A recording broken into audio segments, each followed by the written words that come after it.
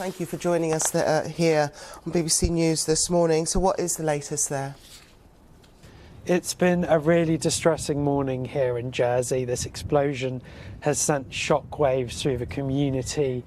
Islanders were woken up at 4 a.m. by that loud bang, and you can see just behind me that smoke is still emerging.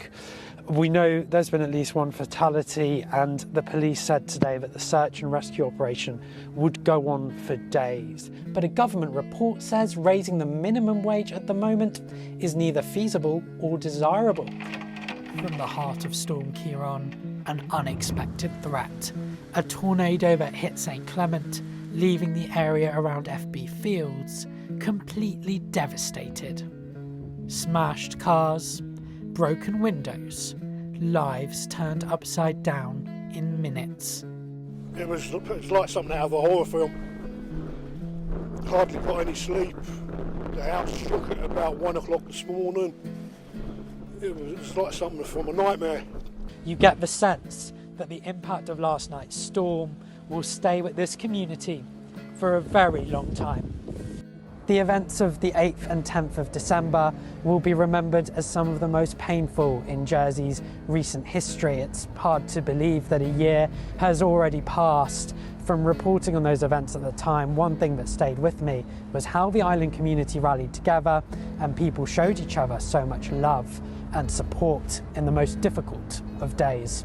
Ammar Ebrahim has been to meet them. Did you have any experience of working with homeless people before the pandemic? Absolutely none. We were just hoteliers. We really committed ourselves to thinking about what those challenges are. What did Andrew and his team do to help you? Every day they would come up to me, no matter what, ask me how I am, ask me how I feel. Obviously with the money and the debt, finding work and stuff like that, they helped me through all that really entirely. Kate moved to Jersey a year ago, and that's when her son Oscar started getting anxious over going to school because of his ADHD. And my daughter would get out and go into school, my son couldn't. Then I was expected to bring him back again at break time at 9:15, then again at lunchtime at 10, then again at afternoon break. And this is a child with anxiety. It takes me 45 minutes to drive there, 45 minutes home. I have a job to do. I can't be bringing a child with anxiety backwards and forwards. One day there was drugs and alcohol involved, and I was physically assaulted at the end of a night out.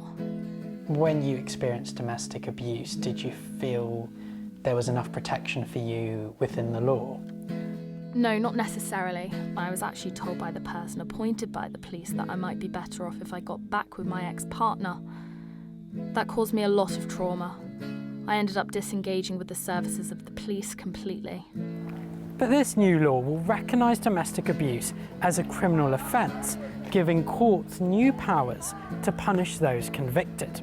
Offenders could face up to 5 years in prison and be given an unlimited fine. That's it from me for now. I'll see you for our late news as usual at 10:30. Charlie will be back on the red sofa next Wednesday, but we can't leave you without wishing you a great Christmas from our teams across the islands on radio, online and here on TV. Merry Christmas.